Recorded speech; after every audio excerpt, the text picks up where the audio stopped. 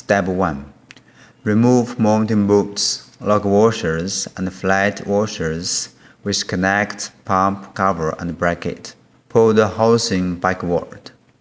Step 2. Place the assembly up on the motor fan end with pump facing up.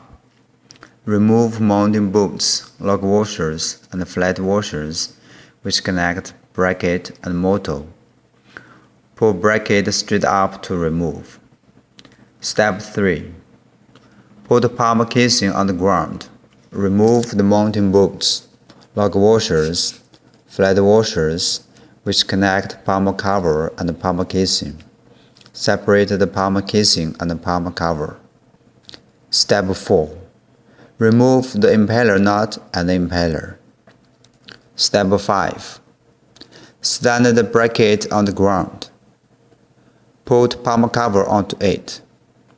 Remove the bolts connect can flange. Then remove the flange, can insert, and the inner rotor.